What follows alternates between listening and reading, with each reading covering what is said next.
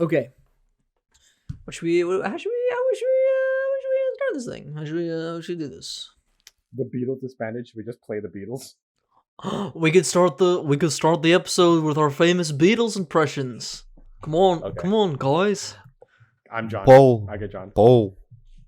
I'll be Who do I- Ringo. Peace and love. Peace and There's love. nothing we can't imagine. Very good. All right then. I guess I'd be Paul, right? Yeah, Paul. Hey, Paul. What do you want? What do you think? What are you thinking right now, Paul? Huh? I don't know, man. What are you thinking about? Well, we are the Beatles from Liverpool. I don't know. I'm thinking about peace and love. Peace and love. That's what I always think about. Peace and love. All right, everyone. Hello. Welcome to Stacked Podcast, the grooviest podcast there is Love out me there. some movies. Love me Imagine. some movies. Maybe we'll talk about Yellow Submarine this episode. We have disbanded in the 1970s. Is Yellow Submarine a 70s movie? I don't know. Anyways, welcome back to Stacked, everyone. Please bear with us through that intro. I'm sorry. This is the movie talking podcast, talking movies, recommending movies, 7-Up ultimate triple features. We're back at it with the Decades podcast series, where we're breaking down the best movie marathon to summarize a whole decade in cinema. So last month we did, well, actually we skipped a month just because we skipped a week. But so last time we did 80s movies, so of course we're going back in time. We're going to the 70s.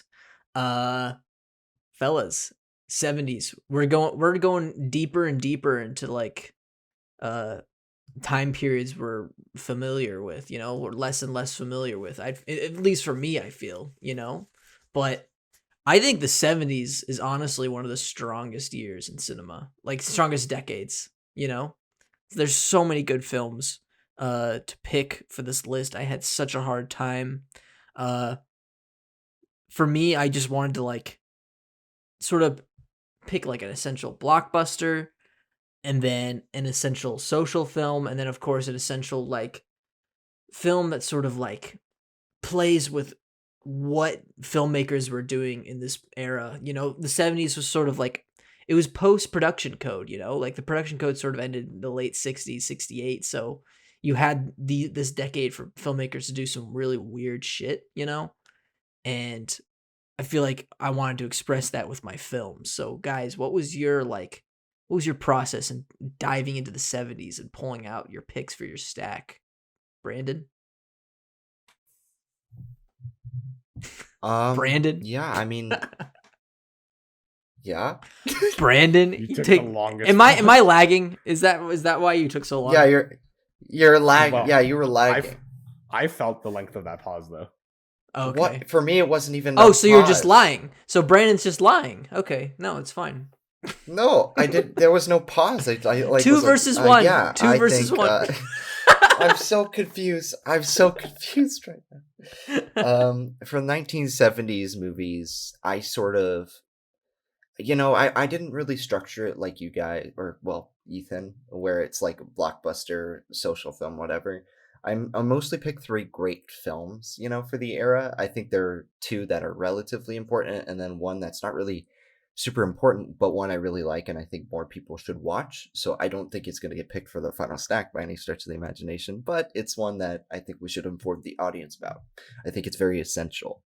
But yeah, Tired, 80s films. Wired, 70s films. Let's go.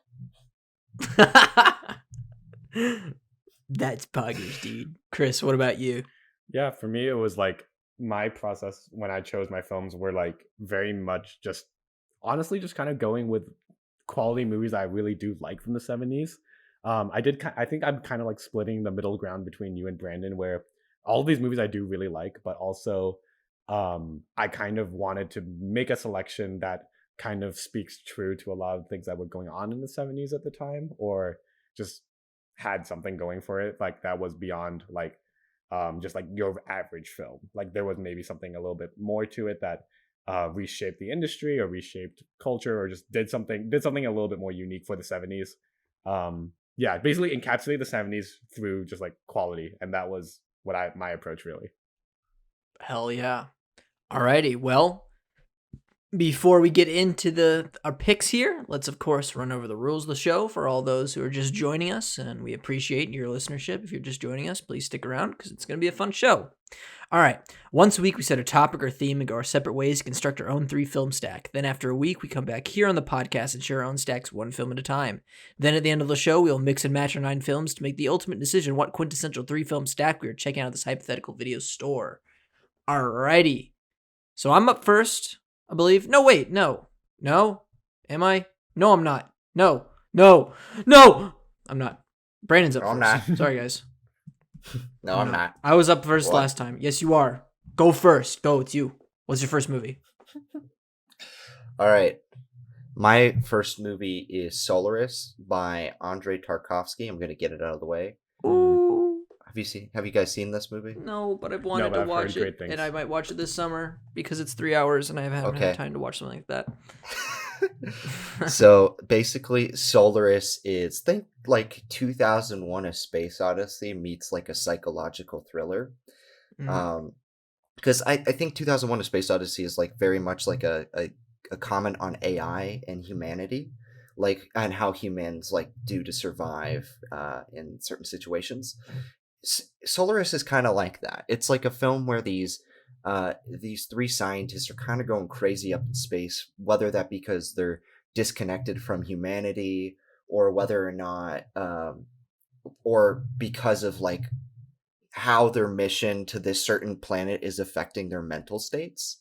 Like there's like something going on this planet, and they're not on the planet, they're like orbiting it, but the scientist who comes to like scope everything out, like he at first is like seeing this version of reality that is realistic, but then as the film progresses it becomes more and more abstract, and I think it's extremely cool. It's cool because at first you go in and you're like, this movie's slow because it's Tarkovsky, and like I don't know, it's like it takes 40 minutes to get to like the space portion, but it never bores you because it's playing with this idea of human perception. And I know we like subjectivity here. It's like, and how reality is perceived and how the mental state of a mind shifts based on like something alien and foreign to humanity. And it's a film about memory. It's a film about life, but it's also a film about, I think you could like kind of qualify it for something about mental illness and trauma based on what the main scientist goes through in the film. It's really great. It's really it messes with your mind a lot. Let's just say that. And yeah, I think you guys should really check this out. Yes, I definitely want to check this out. I love me some mindfuckery. I love me some science fiction. And when those two come together, it's just, pizza chef. I haven't seen any of Tarkovsky's films just because it is like it's a feat to watch those and truly like stay engaged with him, because I've heard he's a very intense and like he loves to take his time, which I do love. I do love that. I haven't had the time to dive into that, but now that I have a lot more time on my hands, I'll definitely be stepping my toes back in it. Just dipping my toes into his filmography. He's got stuff on the Criterion channel, right? Is that where? I mean, this is on HBO Max. That's pretty cool. I don't know. Yeah, I think all of his films are, for the most part. Like, I've seen like 5 of them, so I've got 3 left. And I've only seen one that I don't like. And it's kind of an unpopular opinion. It's The Mirror. I don't like that movie as much. But it's kind of what you bring into it as well. I think it's really important to bring your own personal subjective experience of life or just film in general into it, and then you can kind of, it's an even richer experience. Richer. That's cool. Chris, what do you think? Yeah, so I haven't seen any of Tarkovsky's works before. I have heard amazing things about Stalker and obviously Solaris, or I don't know how you pronounce it, Solaris. And I heard great things about and I've heard great things about Mirror, but Brandon obviously seems to have a disagreement with that. But yeah, I mean, like, I do disagree.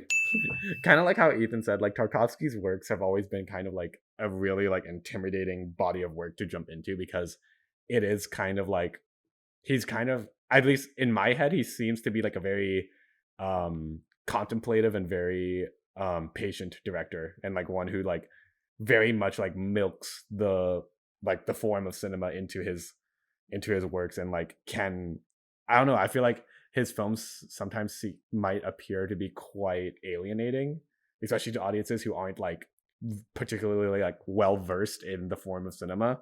But I'm very, very keen on seeing Tarkovsky's films because I've only ever heard amazing things about his works, especially Stalker. Like when I was Googling like and doing research for this stack, like I was looking up like, oh, what's everyone's favorite movies from the 70s, and Stalker was a very, very popular choice from a lot of people, especially on Letterboxd. So yeah, I'm intrigued for sure. It's just really intimidating, but maybe we'll find a way to make it less intimidating. Like crack some fart jokes in the middle of it or something. I think people are afraid his works are like a little pretentious. Yeah. And I think that is like, whenever you have a director who's slow, like I feel like that's the common conceit is like, oh, they're drawing out their film for 3 hours. But we've sort of talked about this in our other film classes. I don't necessarily think that's always true. Mhm. I think Mirror is kind of his most pretentious, but it's also his most personal. So like that kind of makes sense. All of his other films, I think you can kind of find your niche. Okay. Well, I'm glad we brought him up in this episode because he's a foundational filmmaker for this decade. Yeah, definitely. So glad we had someone represent that there. All right, Chris, do you want to take us into your first 70s pick? Yeah. So my first film is a movie that I think Brandon actually saw before me, and I saw it in a class under Professor Fury, who, bless her soul, we all love her. Ethan, I don't think you've seen this movie. It is a movie from 1974, directed by Rainer Werner Fassbinder. It is Ali, Fear Eats the Soul. Oh yes. Fuck. No, I haven't. So first of all, you guys all know that I am a sucker for melodrama. I'm all about those kinds of like hyperbolic, like externalization of like memory and emotion, especially obviously in this case.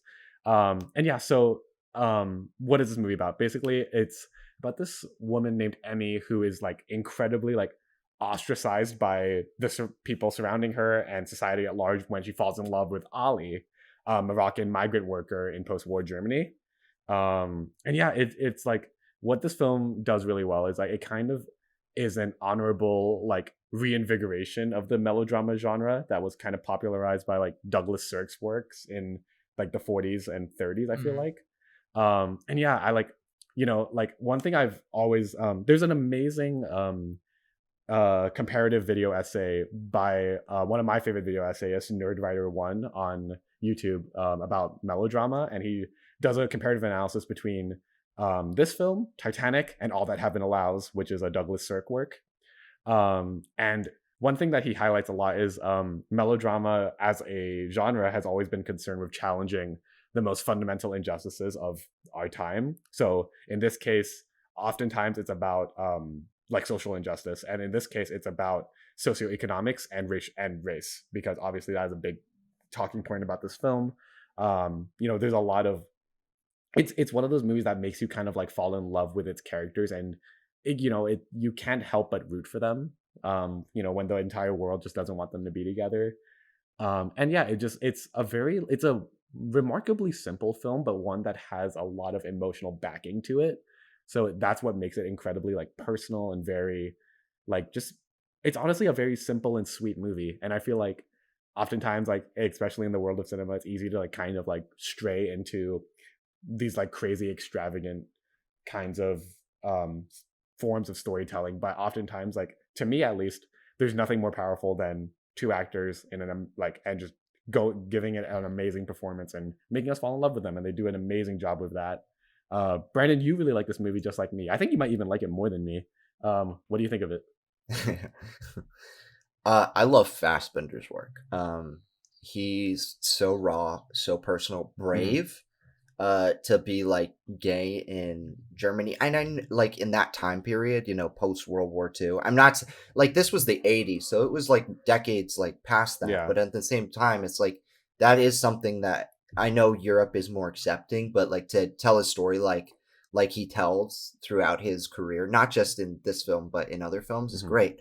And I think this film is deceptively simple because on one hand it is just like a romance, like about like a woman who's really old falling in love with somebody who is relatively younger, and it's like it's tackling multiple types of discrimination like ageism and racism, and like also like the fear of being like isolated, like widows shouldn't get married or be in a relationship or ever strive to be anything after their husband or spouse passes away. And they challenge that mold here through like this lens of discrimination that is so commonly popularized in post war Germany after World War II. And I think it's a beautiful film because of their relationship in it. It's a tough film because it's not always easy to maintain a relationship like the one they have. And it's seen like they don't have like, it's not all like sunshine and rainbows. They have their fights, they have their problems. And yeah, Emmy is somewhat of a, I think we talked about it in my black cinema class last year. We talked about how her character kind of what's the way to put this, she sees she's like using the other almost partially throughout the film, like her of Ali being this other. He's a Moroccan, he's an outsider, and it's a complicated sort of thing, but the relationship is so pure outside of that you can almost get over it. It's still another thing that the film tackles that I think is brilliant. But yeah, great film, great coloring in this movie. The so greens gorgeous. and reds and blacks are beautiful. Yeah, they do an amazing job of like just kind of bringing out this vibrancy, but not in like it has that kind of like grained filmic quality to it. So it has kind of humanity to it, but it's not like overwhelmingly like gross. You know what I mean? It's just they just tune the colors perfectly to like bring out the vibrancy and the greens, the like the nature. Whenever they're in nature together, it's so beautiful. Agreed. Yeah. Ethan, have you even heard of this film? Whoa. No, but I have seen a fast movie film before. Savagely Dick. What? He savage Dick. That was a savage Dick. Have you seen this? And you're like, no. No, I haven't even. I don't know how I have missed this movie, but I've seen Marriage of Maria Braun. I mean, we all have, right? There was that Film Aesthetics, Film History. I wasn't there that day. What? You What? Oh, you weren't there. I thought I was saying like something I wasn't supposed to say. You were like, no, dude. They could mark me down. I actually lied about my attendance on that one. Don't leak that. I was like, what? Okay. But that's the only other one I've seen, and it's interesting to hear that this one's so vibrant, because like that one was a pretty dark and gritty film, you know, in terms of like its visuals. That one also deals in the post-war, well, in like it's like during World War II and like a little bit after the post-war, if I remember correctly. It's been a couple of years since I've seen it, but yeah, I love it. I think the 70s is like a big time of like reinventing classical genres. I think we're gonna see that a couple more times on this stack episode. And yeah, that's all I really have to say. I haven't seen it. It's on HBO Max too. HBO Max pulling through with the 70s movies. Come on, let's go. What a great service.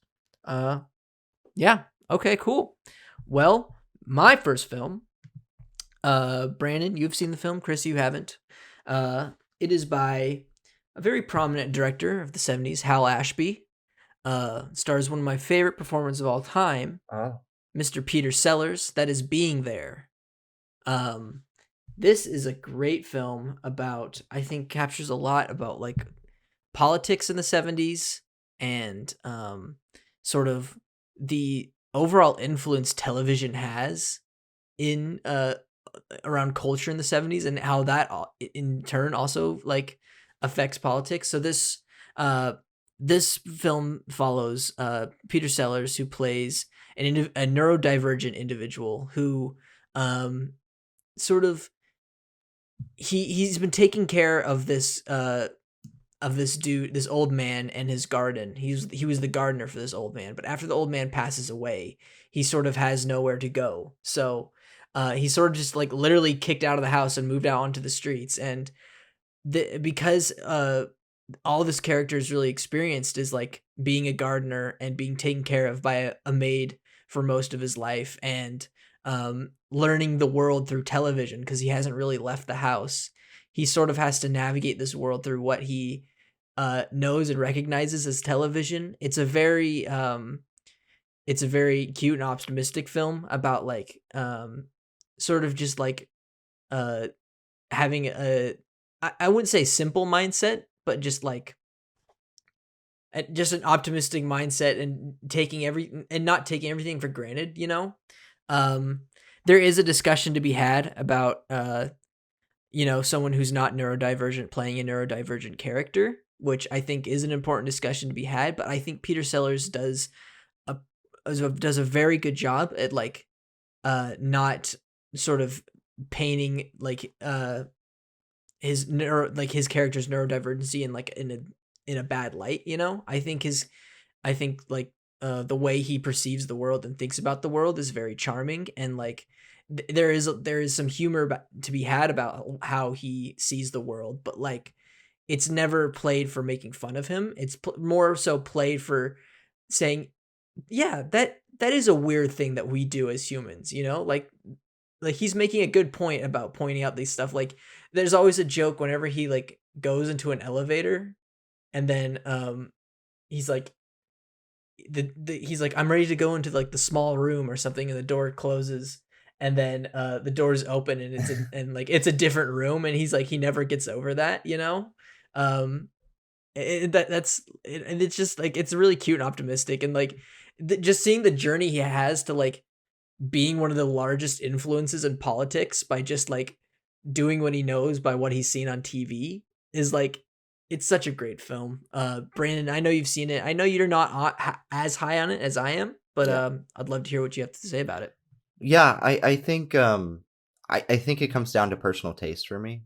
Like, I think it is very optimistic, and I usually like optimistic films. I'm fairly optimistic as a person, but like it's like almost to the point of naivety, which is like really hard to watch in like the 1970s when everything is like sort of turning its head like a little bit, because this is like when Vietnam was happening, like the civil rights movement was sort of wrapping up, like quotations, you know, because it's still going, but like and honestly I don't read him as like neurodivergent. I like, because it's not specified within the film, but like I see his character as naive because of like, think of it like Plato's allegory of a cave.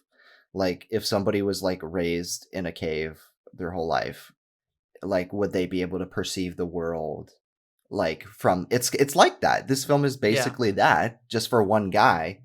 And I don't think it's that he's like anywhere close to being that way. It's that he is like, that is his development. That's where he is. If he was like living at like a third grade level, and that doesn't mean like that he was born that way necessarily, you know what I mean? It means that somewhat disadvantaged by his experiences, if you know what I mean. Like him not being able to go to school and only watching television and stuff.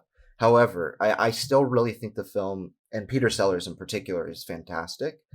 Not the film is fantastic. He is fantastic in it. Because he's giddy, and that is infectious. Even if you're having like a bad day, like this would be a good bad day movie for anybody to watch and kind of like feel good about themselves and about the world. I don't know how long that would last, because for me it was like I remember like watching the movie for the first time and then getting out of it and being like, wow. And then I opened Twitter and then I was like, oh, never mind. But it's also but like, yeah, it's a good parable for that. Yeah, I was sorry, the lag is awful, but I was just gonna say like it's also sort of plays to a point of melancholy where like sort of how people are able to buy into like his optimism, and like through just his simple knowledge of like what he sees on TV. I think that also plays into a time of the 70s where like, I mean, go check out Brandon's video essay on how news has changed in the 70s, but like so many people like relied on like television and the news world around them to like have them help them perceive how they perceive the world, you know. Which is, I think, what this film does. You know, politically, when I read the film and watch it, like for me, I get like he's gonna control the plot as time goes on, right? But when it comes to his character and like how he becomes this influence, I do not believe that he would be able to garner that influence based on the world that is the 70s, because I don't believe people would just buy into that, because I know how toxic the world is and has been. So it's kind of like it's hard for me to be like, yeah, because like we elected somebody, 40 years later, 30 years later, that is the complete antithesis. So it's kind of hard. You know what I mean? If I had watched it in like 2009 or something like that, probably would have watched it, but like it would have gotten it. But like, if I had watched it during that time, maybe, but now I don't know. Right. It's good though. It's a good movie. Yes, it is. Here, Chris, I'm gonna return to the backhanded compliment. Have you ever seen this movie? Or have you ever even heard of this movie? No, I have not. So I was like, based on like listening to what you guys are saying about it, it sounds like a remarkably like genuine and earnest film, but it's also sounds to be like a surprisingly sophisticated like satire on like consumerism and also just like the way in which we interpret the world. Like you can dive into like all of the social and metaphysical implications of that, a la like Truman Show, or maybe even like Secret Life of Walter Mitty, in that kind of way. Which, by the way, I just quickly Googled. The woman who plays Eve in this movie plays Walter Mitty's wife in his movie. So that's a funny comparison. So nice little connection of themes there, I guess, in a way about like. But it sounds like, yeah, it's like a movie about appreciating life and experiencing like our humanity, like in this kind of like hyper optimistic, but also kind of like, twisted in a weird way kind of thing. I don't know. Would you guys say that's a pretty apt description of it? Mm-hmm. Granted, I haven't seen it, so might not be 100% accurate. Yeah, I'd say so. Yeah. Well, yeah, it sounds great. It sounds like a very like uplifting movie, which is like, and like one about appreciating life, which has definitely been like a movie that like a theme that has like a soft spot in my heart for me, especially with movies like for example, not to bring this up again, but Soul, for example, has a similar message, and that movie wrecks me. Yeah. So yeah, I totally get it, and I can see why that would be a great option for you, like option for this. Hell yeah. Also, this has one of the greatest endings to any film, I think. Like I love the ending of this film. It's incredible, but you gotta see it to know what it is, because I don't want to spoil it. Pretty good. Pretty good. All right, Mr. Pretty Good. What's your second pick? I picked a 1975 film, comedy, by Terry Jones and Terry Gilliam. I picked Monty Python and the Holy Grail. Woo! Yeah, baby, let's go. This is probably top 5 funniest movies ever made. The Monty Python guys and the British dry humor of them tackling such a like eclectic era. And it's not even that like the film is like tackling King Arthur and that I don't know which era you would say like that is from, but like it's not even like just tackling that. It's tackling conventions of film and storytelling and like the absurdities of myths and making a movie like this. Because it's like, how are we going to like falsely present this idea? And they're like, no, we're going to make you aware that we're doing this. And you're always aware that this is a movie. And they're so good at doing that while also being able to make you laugh. There are so many points within this movie, from coconuts acting as horses, clapping around, to them measuring a woman to see if she's a witch by like comparing her to a duck and like actually weighing her on a giant scale, to very horny nuns, kind of hilarious there, to even an ending that is straight out of Blazing Saddles, which came out 1 year earlier. This movie's just so fun all the way around. Like, it's a mile a minute laughs. The troll scene is one of my favorite scenes in all of cinema, not even lying. Also, the scene before that with the bunny in the cave, it's so good. It's so so referential, so perfect. Well, nearly perfect, but yeah. Oh man, I think you nailed it. Where it's like, this is like one of the greatest comedies of all time. It is probably a perfect film. just in how it is able. We talked about last episode with Mitchell's versus the Machines on how that movie throws a joke like every minute, and like for me personally, it misses the majority, but I think this one like it hits like probably 95 to 99% of them, like, or maybe even 100. Like it's just like it's so entertaining to watch. One of the most like iconic quotable films of all time, I'd say. Everyone has their own favorite moment. I think my personal favorite moment is when it's literally just the gag when he's running to the castle and there's the two guards watching him. Yeah. And they keep They're like- putting him back when he's running. It's so good. And of course the tower guard, you know, John Cleese is the tower guard. It's so good. Oh, as the Frenchman, I fart in your general direction. It's amazing. And yeah, Even it's the just opening credits in this movie. yeah, the opening credits are so good, like with Terry Gilliam's animation and everything like that. The subtitles. The subtitles. Yeah. Yeah, it's just like it takes everything that's so great about the Monty Python show and like puts into a cinematic medium, you know, that I think it's like on par with like the Muppets, you know, and how they were able to take their sort of short form comedy and extend that through like layers of jokes and gags, you know. Yes. It's so great. Chris, what do you think about Holy Grail? I don't know if I ever told you guys this. Never seen this movie. What? Oh! But I'm Ethan, dying. you have shown me that clip of the guards by the door, and then just like that intercutting between that coverage of them, and then like for whatever reason the guy keeps getting further somehow, and then suddenly he's Yeah. right by the gate. Yeah. And then suddenly he's right by the gate, and like obviously I've seen that like little bit of dialogue between, I don't know what the context is. There's a guy in a black knight suit, and then there's a guy who they're talking, and he has his arm or leg chopped off, and he's like, "What is that? Nothing. Like, don't worry about it. It's just a scratch. Just for a flesh wound. Yeah. So it does seem like, I mean, based on what I do know and like what I've seen, it does seem like a film that does a really good job with kind of owning the absurdity of its concept. Absolutely. And I feel like a lot of, especially with comedy, it can be very I think many of us would agree that comedy is a very difficult genre to pull off, especially like balancing entertainment with a genuinely captivating story, themes, all that.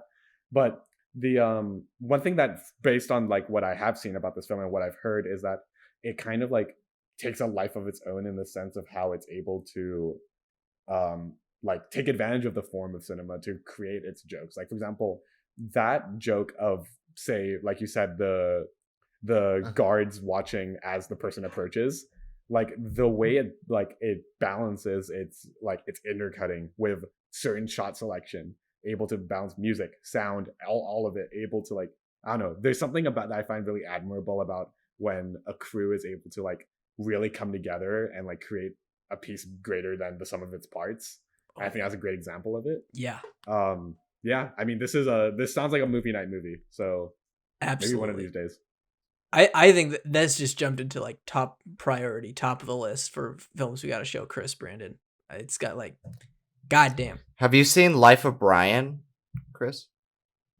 No, I just looked. I have not seen That's a double feature. any of their films. I think that or Now for Something Completely Different. I think those two are my favorites. Now for Something Completely Different is so fucking funny. All right, Chris, you want to take us in your number 2? All right. Well, I think I'm gonna switch it up because I think this is a movie that neither of you have even heard of. Oh Let's shit! see. Let's go. Okay, this is a 1971 film directed by Japanese director Shuji Terayama. It is called "Throw Away Your Books, Rally in the Streets." What the fuck? Bit of a mouthful of a title, but it is very much a protest movie. It is basically this movie follows the story of a young man trying to achieve like something greater in his life because of how disillusioned he has become with the world around him, and especially with his family state as a, you know, being like economically impoverished and impoverished economically and socially. And basically the larger film itself is a commentary on Japan's descent into materialism following the Second World War, and just like seeing how their culture is being shifted by that. Whether that's in good or bad ways is kind of up to you to decide, and whether or not you need to find a way to balance it, that's up to you. But yeah, I honestly think I really need to revisit this, because this was a movie that was shown to me when I was in high school by my film teacher. So yeah, the reason I picked this movie is kind of, it encapsulates that like that 1970s counterculture with this kind of furiously experimental art house style. It kind of reminds me a lot of the Dogma 95 aesthetic, but it has this kind of 1970s Japanese edge to it. That's my thought. Ethan, I think you would really love this, because it's the closest thing I can think of that marries music video with documentary and narrative. Ooh. So, Ethan, you will love the soundtrack, by the way. Yeah. It has this like hyper alternative punk rock style, which obviously can be very charming, but sometimes it also can be quite alienating. It can be very easy to get wrapped up in like the fun and magic of, you know, like this kind of avant-garde kind of style, but sometimes, yeah, it can be a little bit disorienting.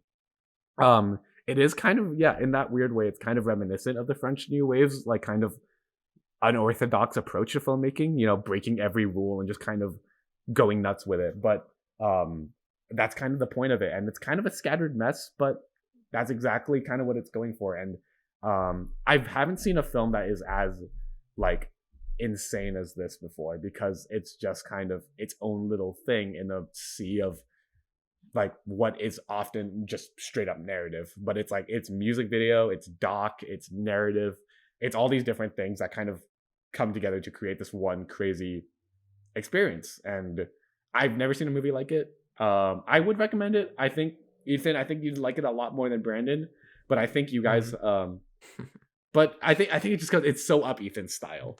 But you described it wrong. Yeah, I don't know.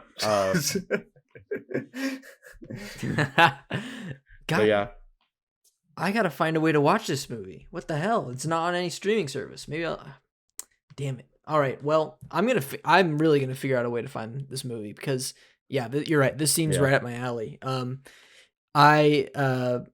I took a Japanese film history course, and something that was like a major like theme throughout post-war cinema in that country was sort of like this attachment to the United States like capitalist influence and their attachment to like materialism. I don't know if you've seen the 1958 film Giants and Toys. Like, I feel like that's I think that's a good way to compare like sort of this political sickness having like personal sicknesses upon the individuals in the frame of the film.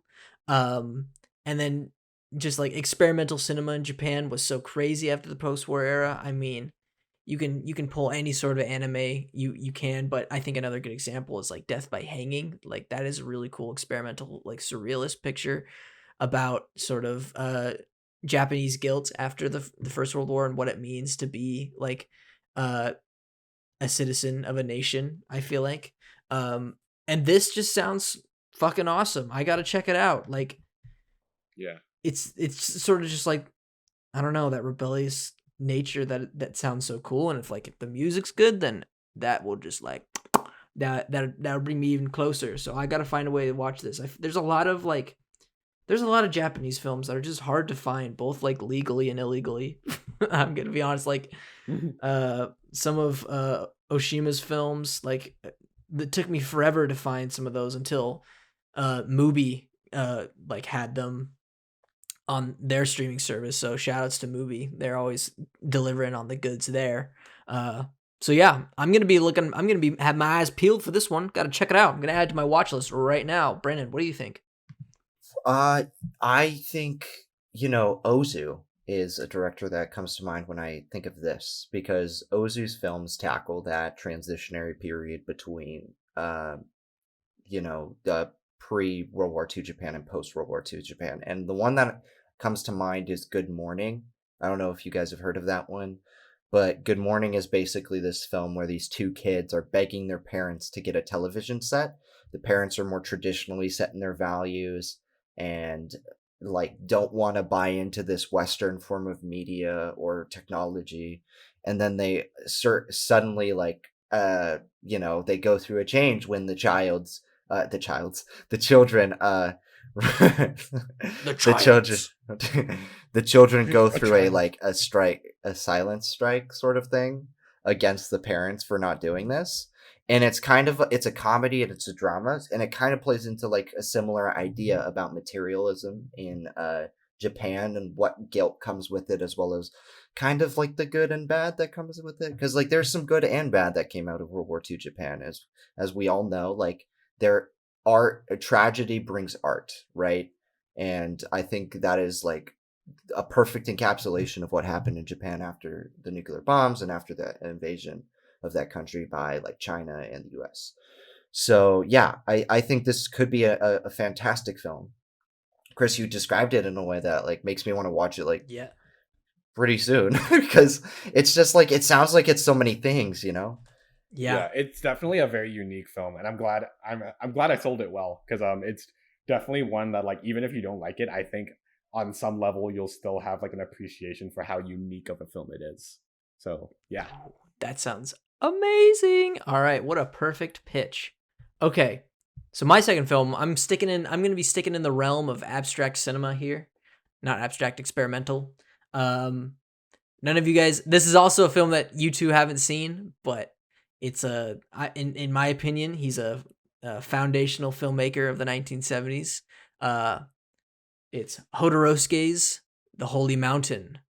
Now, Oh, what is the Holy Mountain? The Holy Mountain is one thing, and it's a lot of things. It is this insane series. It's almost like a series of vignettes describing these characters who represent the planets, these holy warriors that this alchemist played by Jodorowsky himself is assembling to sort of go on this quest to the Holy Mountain. And the whole film, it's such a hard film to explain, but once you watch it, it's such a transcendent journey through like what it means to like comprehend religion and sort of our basic human instincts, such as like violence and sex, and uh it's it's such a hard film to like comprehend, but it's beautifully shot. Just look at any still from this movie, and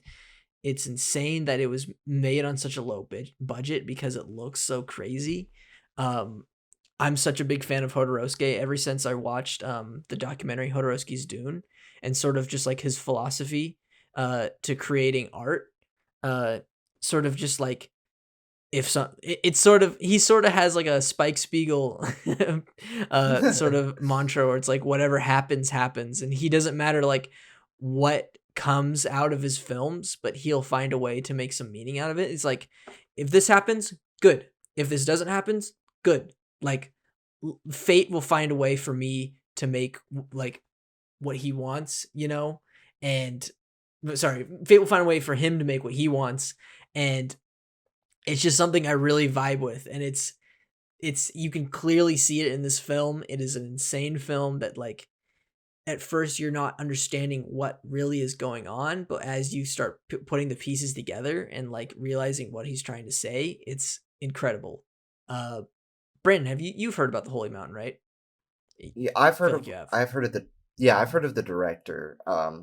I've heard he's a fairly controversial director because like he puts a lot of things unfiltered in his films that any normal, not I wouldn't say normal, any other mainstream filmmaker would kind of try and put in, like regarding sex and nudity, regarding humanity in general. Like I don't know, Werner Herzog's another one that's like that too, where it's like but I've heard like he's much weirder. Like I don't know how to pronounce his name. I thought it was Jodorowsky before this, but I guess I'm wrong. Well, he's Mexican, so it's Jodorowsky. Oh, Jodorowsky. Well, yeah, and it sounds fascinating, and I just looked at a few stills. I've never liked the poster, and so like looking at the stills from the film makes me want to watch it more than the poster. The poster, it's, I don't know, I kind of like it. It's kind of like it sort of gives the same like colors of what this film is all about. I don't know, Chris, I think from a a cine standpoint, you would fall in love with this movie. It's like there's some crazy shots that I think you should definitely put Yeah. give your eyes a little gander. Yeah, I've like heard. I've only ever heard of this film because I think I remember someone said like it's as if like like it's it feels like an alien made it to try and convey something to an human, but midway through making it, was just like fuck it, like here you go. Yeah. Just try and understand this. That's such a good analogy. I love that. So like I have never seen a still from this film. I'm looking at the poster now. I totally get what you mean, Brandon. I'm sure this is an amazing movie, but what the fuck, man? Like, Yeah, what is this? So like That's like the first scene of the movie too, is like what that poster is. It's crazy. like money burning, hands holding two people facing each other, and a heart on fire. Fellini and Pasolini are like really big on like religion and political allegories through like the most intense visuals. That's all I know. Yeah. There's this one scene that deals with like this general character, and I don't want to spoil like what this dude does, but like it's fucking intense when he does to people and the things that he collects. Oh man. Graphic. Oh man, what if we did a double feature of I would love to do a double feature of Monty Python and this, because I think it's just like those films are like equally absurd but for completely different reasons. I don't know. It's just the thought. And it's on movies. Is this a film so. that has like is this a film that you would watch high? Yeah. Yeah, I would. Yeah. Your eyes like Yeah. your I didn't. didn't. He got high by when you said that. Yeah. Ethan took a bong rip the second I said that. Yeah. Oh man, that'd be great.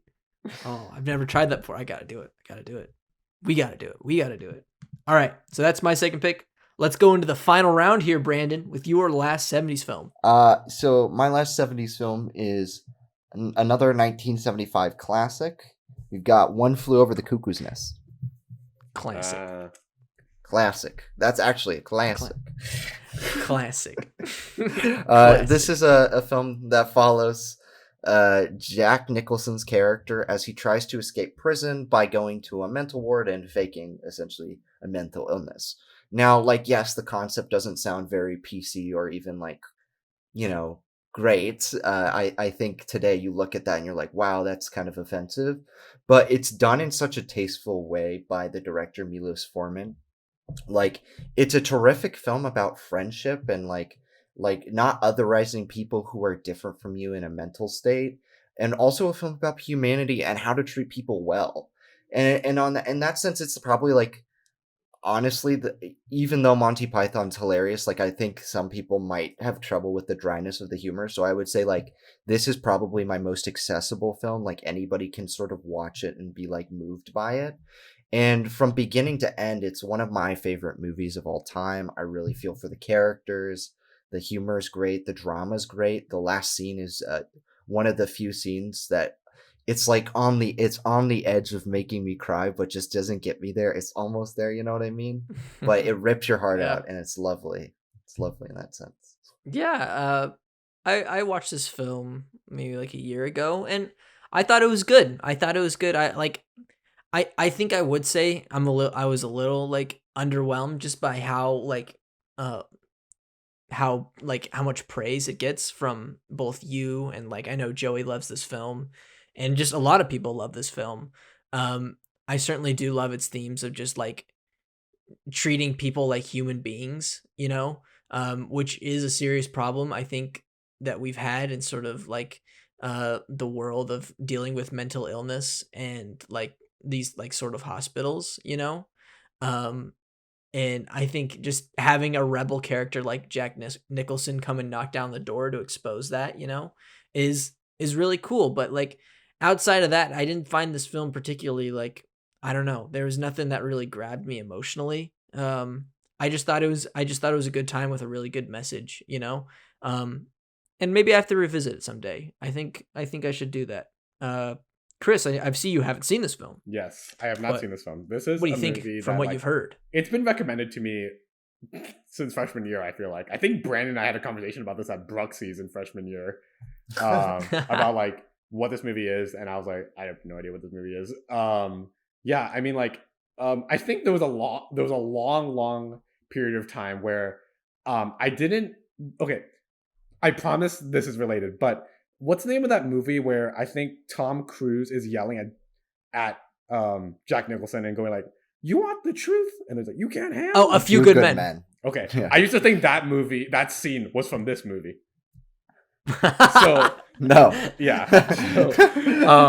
But yeah. Anyway, so I've only ever heard amazing things about this movie. I've heard its directing is so clean, it's so perfect. Yes. A lot of breakout roles came out of this, like breakout actors came out from this film. It's like super bad for drama in a weird way, I guess.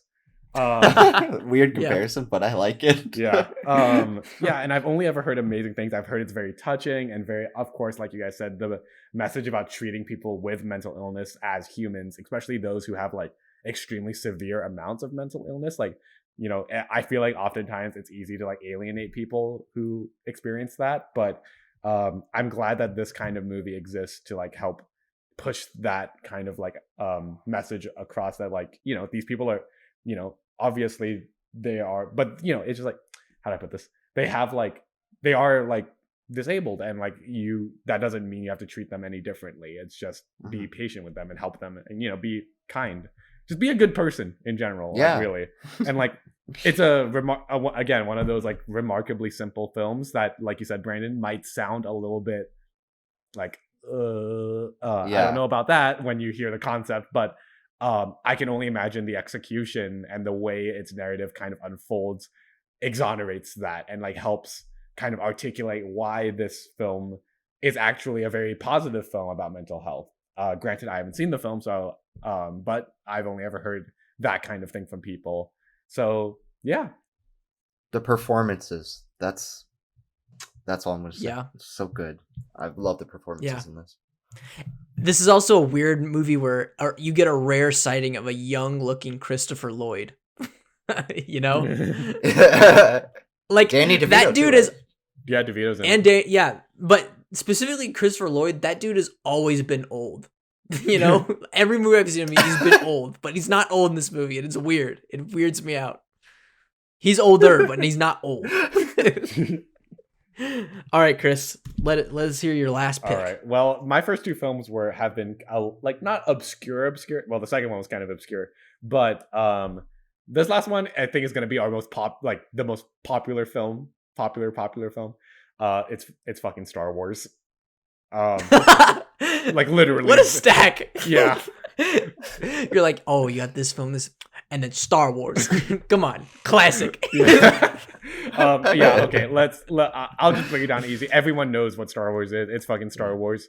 Redefined. That's why I didn't pick it. I know, but I had to. I love Star Wars. No, it was in my list. It was on the short list. Yeah. I mean, yeah. So you know, this film redefined the blockbuster on pretty much every level. George Lucas does an amazing job with it, and you know, like he and Steven Spielberg were like bros. You know, while while E.T. and Jaws were being made, George Lucas was working on this, and you know, it's a massive technical feat and inspired generations of people to, you know, just kind of be good people and like stand up for what's right, and like also like, you know, a lot of great positive things came out of this movie in the sense of like obviously the story about good and evil, the amount of like effects work that went into it is incredible. I think I know one of the original films he worked on it. David Fincher got started in the film industry in one of these movies because he was in props or something. I think he was like an art director or something. Yes, he was something in the art department. But yeah, David Fincher did an amazing job with this one. Return of the Jedi. He worked on Return of the Jedi. Return of the Jedi.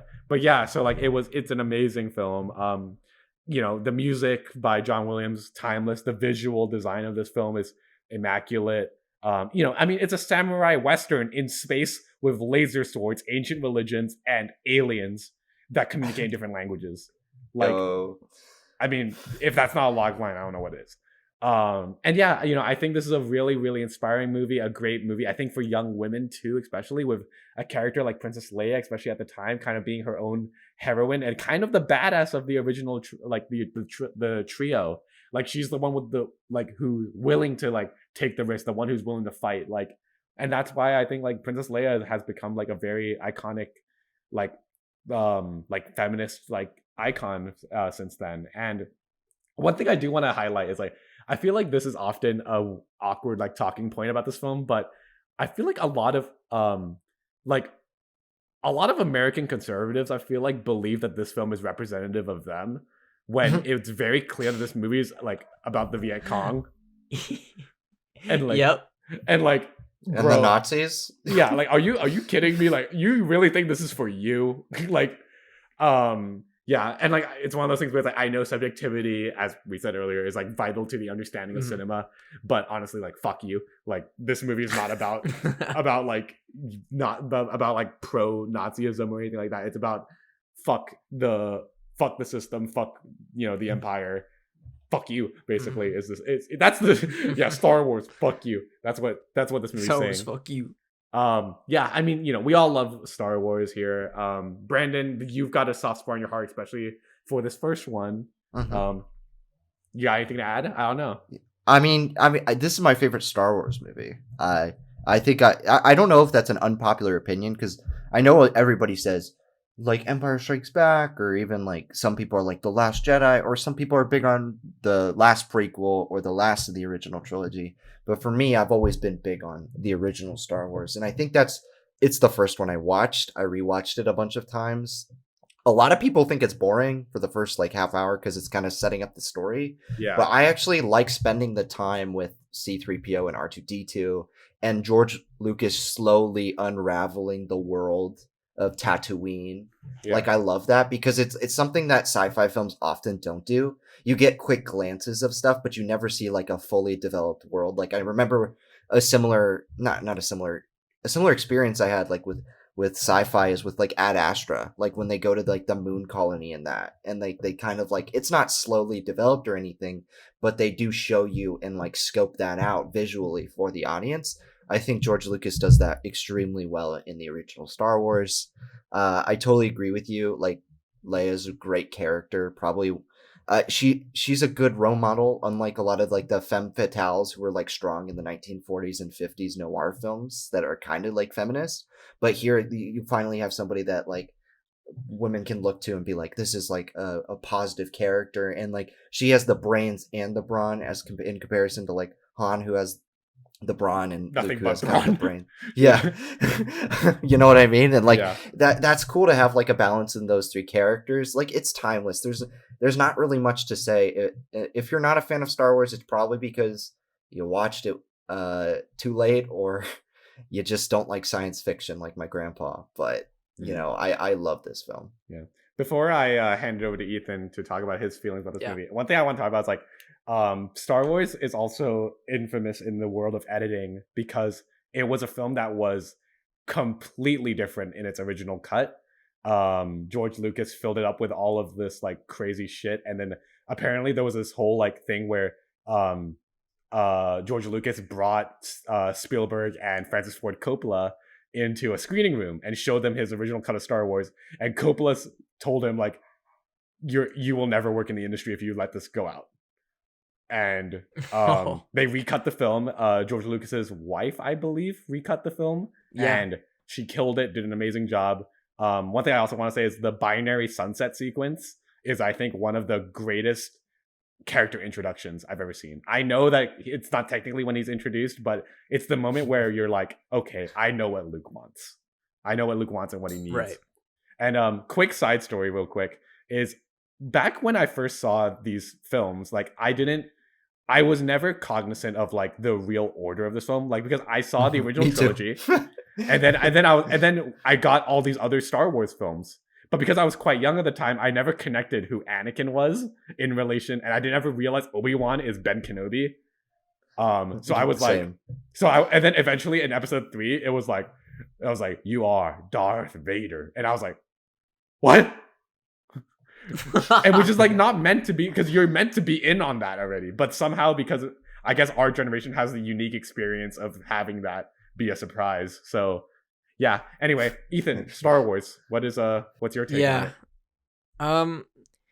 It's hard to like, I don't know, it's so weird to talk about this film as like an individual piece of cinema these days, Yeah, just because of how big of like of a culture it has created. It's honestly created probably like as close to like a religion, you know, as like a piece of art can make, since maybe like the Bible. I don't know. You know, I don't want to make these grand sweeping statements here, but it's insane like how big like a film has affected like human culture as we know it, you know.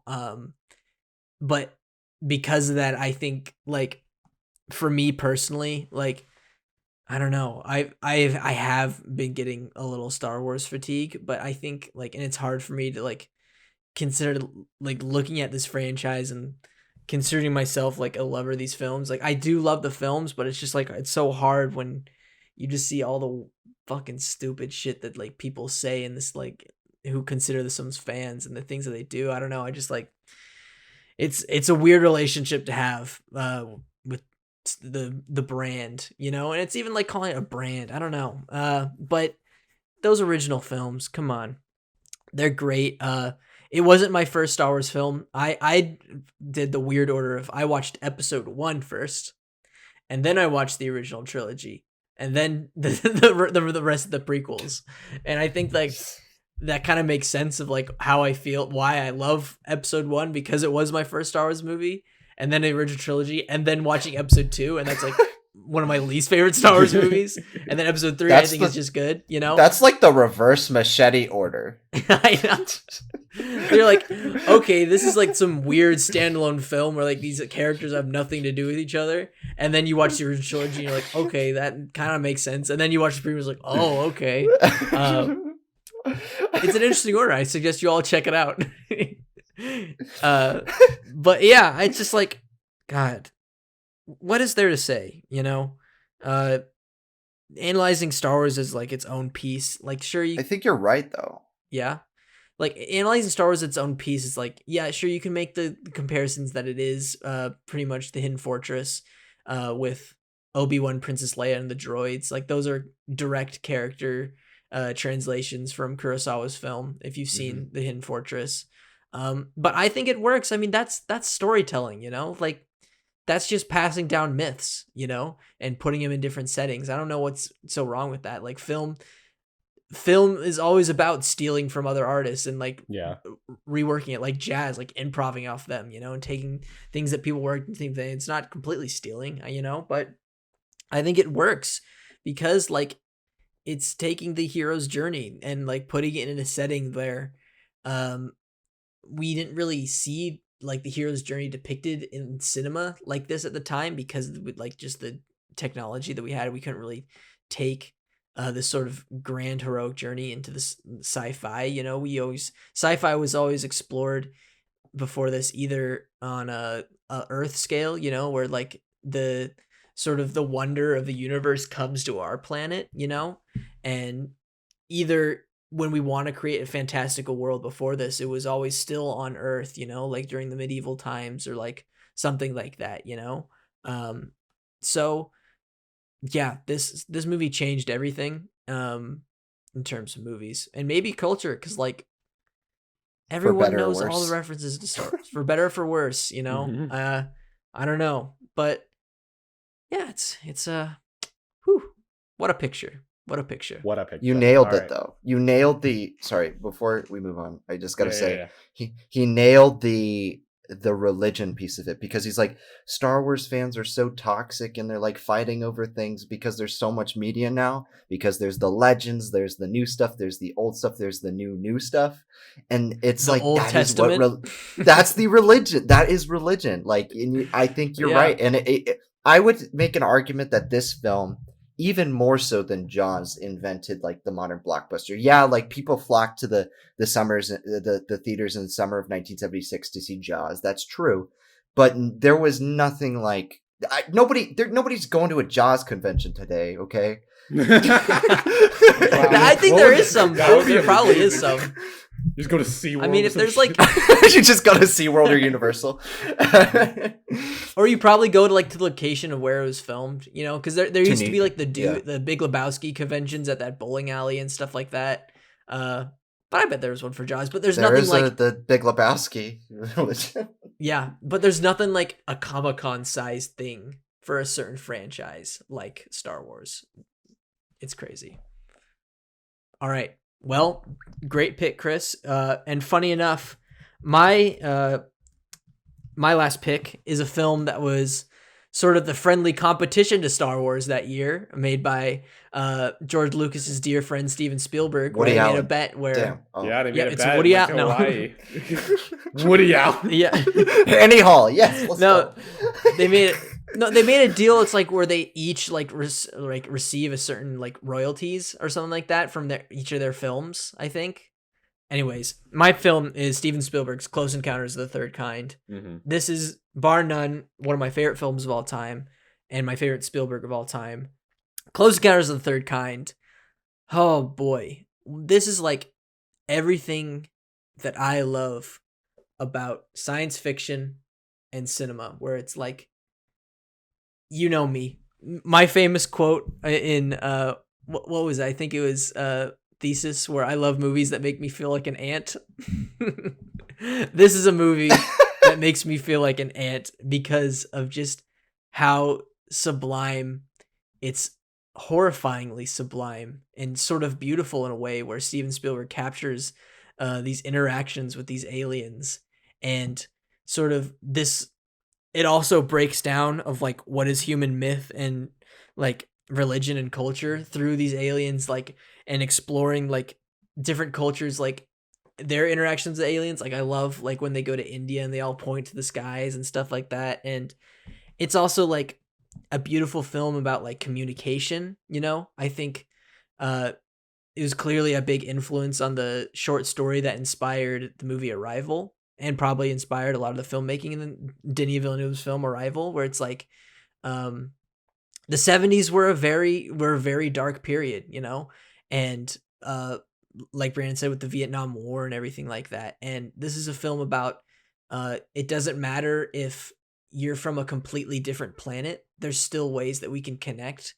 And through that, and in this film, that way is through music and math, which is like, yeah, those are universal languages. Like those aren't like completely different in different cultures, you know. Those notes, sound waves, and numbers are still the same. So I love that sort of approach in this film.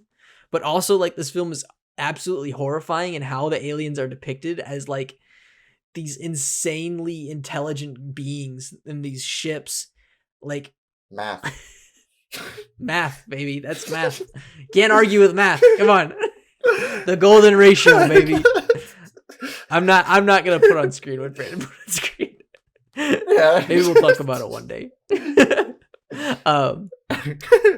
But yeah, it is such a beautiful film, such a horrifying film. I think it's one of the scariest sequences is when the little boy gets abducted by the aliens, and you see the vents being unscrewed, and like the way the UFOs are sort of like presented as like shaking, and like these red lights that give you sunburns when you look at them.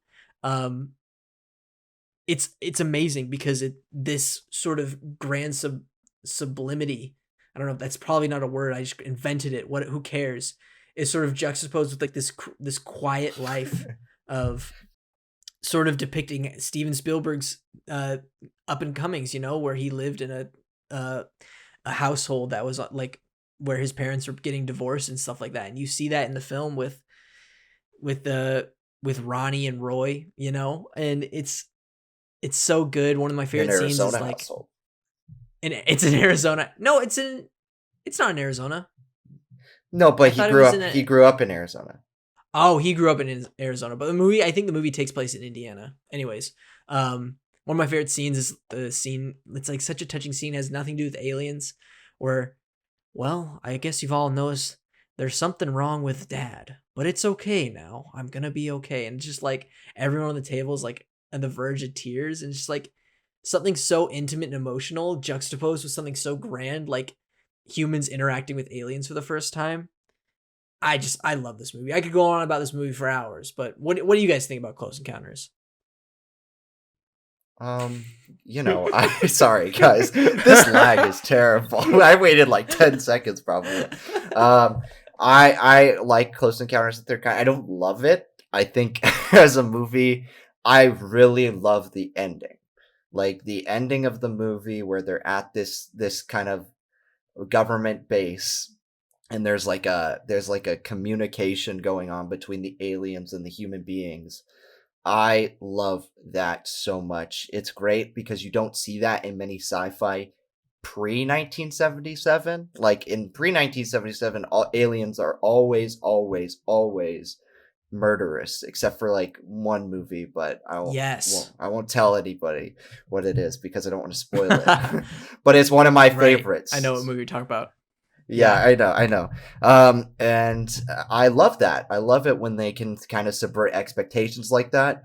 I don't think the film is that scary. I know, like, I'm like kind of in the minority, or maybe it's just because, Ethan, but yeah, little gray men. But I think the lead up is just like, it's a lot to get through to get to like the greatness of the last like 15-20 minutes of the movie. Mm-hmm. But I need to rewatch it. So, yes. Ethan, I think we have now hit the official I have not seen a single movie you suggested this week. What? Oh, damn it. I almost did it with yours, but then you threw in Star Wars. But that's crazy. Yeah. I think that might be the first time this has ever happened. And go figure, it's me who lets it happen to me. But Close Encounters. I have not seen this film. I've only heard amazing things about it. A couple people are a little bit more lukewarm to it, but I think it generally has a very positive reception. One thing I've heard a lot about it is like, this film is kind of like it has this kind of abstract, kind of experimental science fiction kind of edge to it that I feel like following this film, we've kind of like gotten a little bit more conventional with our depiction of science fiction. Like there was a time when like movies like 2001 existed where it was like, whoa, like I haven't seen shit like this ever before. And like maybe like this was kind of the final piece in the puzzle to like, okay, now we've seen it all with alien movies. But I don't know, who knows who's gonna create something amazing next. But I mean, when did Alien come out? 79. Okay, so yeah, it was 2 years after. But anyway, so yeah, I think like this movie, like you said, I've heard amazing things about how it has like almost like a whole commentary on how communication happens between people, and not just like human people, but like people in general. Like the way we interact with animals is based off more universal forms of communication. Like obviously, yeah, your dog might understand the word sit, might understand the word stand, run, whatever, or eat, but there's something about like the way that humans are able to connect with each other and other animals that extends beyond like the confines of words or stuff. And like music, for example, or like I'm reading something right now that says like, TVs, radio signals, air traffic controllers, shit like that. Even these more like kind of like seemingly inconsequential modes of communication that we humans have developed are kind of appropriate in the way we're able to communicate with extraterrestrial things. And yeah, I think like, I don't know if this is like a more, I don't know. It's kind of hard for me. Like Ethan, you said this movie does kind of scare you, but it's hard for me to imagine Spielberg's films scare me other than Jaws, because Jaws is the only one that terrified me of his films. But all the other ones, like even War of the Worlds, didn't creep me out too much. I know that's probably a hard one for you because aliens, but that's his scariest film. Are you kidding me? Come on. Yeah. Schindler's I've List never is pretty been scared scary. Well, yeah, I guess that one. But like, I've never been scared by like any of his like genre films. The ones that I should be scared. Even Poltergeist, like it's technically his movie, and it's not that scary. It's kind of magical. Yeah. You were never scared at the end of Indiana Jones of Raiders? That scared the hell out of me. Really? That scared when you? When they opened the I watched that when I was like 5 years old. Oh, I watched that when I was 7. I watched that when I was 17. Oh, okay. Oh. Yeah. I don't know. The fire ants and Kingdom's Crystal Skull, maybe. Ready Player, the Shining sequence in Ready Player One, but that's more just because of Kubrick. It's actually Kubrick. Yeah, but I don't know. Yeah, War Horse, scary, big horse. Yeah, War horse. All right, well, that's my last pick. There we go. Cool. Alrighty. Well, those are our films, everyone. Before we go to picking up this final stack, let's, of course, run down our picks one more time. So, Brandon, you want to run down your three films for us? Time. I had Solaris. I had Monty Python and the Holy Grail. And I had One Flew Over the Cuckoo's Nest. Awesome. Chris? I had Ali, Fear Eats the Soul, Throw Away Your Books, Rally in the Streets, and Star Wars. All right. And I had Being There, The Holy Mountain, and Close Encounters of the Third Kind. Whew! All right. What a list that here. is a list of like quality movies. Mm-hmm. All right. It's hard. Obvious first pick, Star Wars, right? Yeah.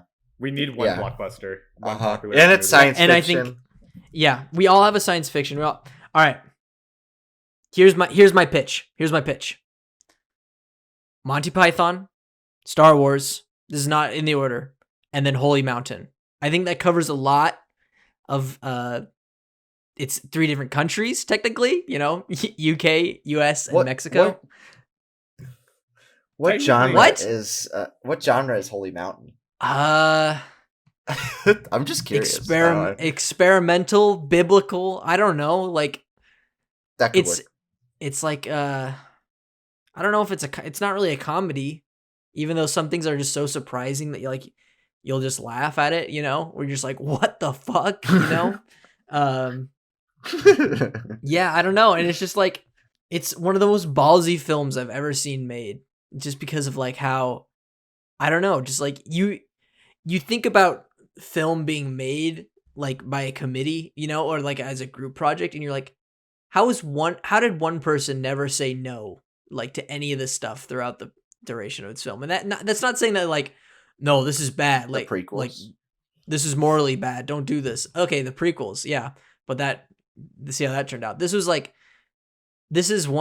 one artist's vision.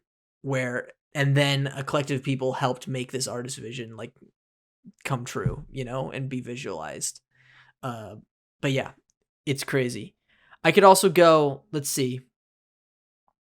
If we don't want to do that, we could maybe swap out maybe we could go Being There, and then maybe like One Flew Over the Cuckoo's Nest, but I feel like that's too like America centric. I don't know. Too same. Throw Away Your Books. Chris did a really good pitch there. If we want to toss that in, and then maybe go, I don't know, maybe we could have our blockbuster be Close Encounters, and then. But no, I feel like we got to have Star Wars. You know, I don't know. What do you guys think? I'm feeling Throw Away Your Books or The Holy Mountain for a third. Okay. Because I like having Monty Python in there with Star Wars, just because like those are foundational genre pieces. But then one of the other two would kind of dig deeper into it, because like Solaris does that, but it's sci-fi, so I'm willing to like kind of disqualify it off the bat. But Throw Away Your Books or The Holy Mountain seems like they're like pieces of cinema, like where cinema was just trying to find itself, you know, trying to find out what it could do. Because it over the 60s and 70s, people were like, they were doing stuff with the camera, they were doing stuff with form, they were doing stuff with storytelling that was like unlike anything else, and I think those are probably good for that. Which is crazier. I agree. Yeah. Chris, what do you think? I am wondering, like how often are you gonna pitch Close Encounters again instead of Star? Like, because like Star Wars, I feel like we would be able to adapt that to a billion different other lists. But how often do you bring up Close Encounters other than if we were to do alien movies or some shit, or like movies about communication? I don't know. Like what? Like that's true. Like I don't know if we're ever gonna do like Spielberg movies. I don't know. I'd put that on. What if we did like Holy Mountain? Okay, how about this? What if we did wow, shit. What if we did Monty Python, Throw Away Your Books, and Close Encounters? I don't know. I feel like I'd be down with that. It's either that or Monty Python, Star Wars, and Holy Mountain. Holy Mountain. That's I'm hard. fine with either either. one of those. Yeah, me too. Oh shit. This is hard. Okay. Well, fuck it. Let's save Star Wars. No. Should we Okay. save Star Wars? There No. are let's like not. 8 Let's of not them. save. I think we should use Star Wars for this one. Okay. Okay. Come on. Let's make things hard for us in the future. Come on. Okay. I like that. Okay. Okay. That's fine. So how should we order this? So we got Monty Python. Look at 2 movies have holy in it. That's funny. That's hilarious. Isn't that hilarious, guys? What do you think? The Holy Marathon. I think we should Holy start. I think we should start with the Holy Mountain. No, I think we should end with the Holy Mountain. I think we should start with Star Wars, then go to Monty Python, the Holy Grail, and then end with the Holy Mountain. Because the ending will blow you away, and you're just like, "Fuck, that's cinema," you know? Like that's literally cinema. I think I you don't just know. go like slowly more insane. You would.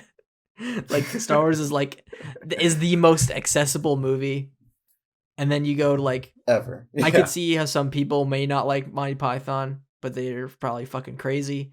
And then Holy Mountain, I could see why why people would be repulsed with that movie. That or the reverse. I don't know. We could start with Monty Python, do Holy I don't Mountain, wanna- and then end with Star Wars. I don't know. What do you think? I just don't want people to give up on the marathon halfway through. You know, if they That's watch Holy true. Mountain. Okay. Chris, do you have any ideas for an order here? I don't know. I feel like Star Wars. God, Star Wars has such a satisfying ending, but it's also a really great intro. It is the first film of the trilogy. That's true. What if we Okay, how about this? We do Monty Python, get people laughing, get engaged, and then Holy Mountain, Okay. and then Star Wars to get that big victorious ending. It's a great That's ending. true. And it's the only Star Wars ending that feels like it's complete and doesn't need another movie. That's Yeah. true, yeah. Well, besides Return of the Jedi. And Rogue One. But then you need movies Or before Rogue it. One. But like, yeah, exactly. Yeah. Okay. Yeah, I like that. Like, if you're not into Holy Mountain, you can like tell yourself, all right, we're watching Star Wars after this, so you can stick with it, you know? That's true. Okay. I like that. It's your I like reward that. for I like sitting that. through hell. Yeah. All right. Let's do it. Let's run down Stack's official quintessential 3 movies of the 1970s, starting with Brandon. You want to kick us off? Yeah. Our first film is Monty Python and the Holy Grail, a gut-busting laugh trail that comments on cinema, comments on history, and is overall just one of the best comedy films ever made.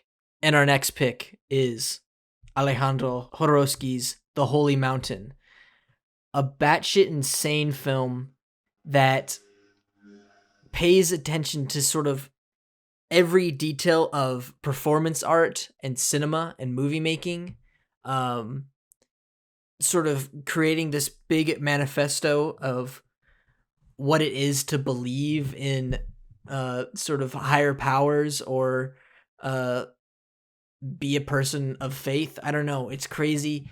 It's sort of the movie sort of a Rorschach test of like what it's truly a film that like every person has their own interpretation of what it is, and that just like exemplifies what sort of insane filmmaking was happening in the 1970s. So yeah, The Holy Mountain, our second pick. And our final film is George Lucas's 1977 masterpiece, a sci-fi western epic named Star Wars, the one you all know and love. An amazing story about victory over evil and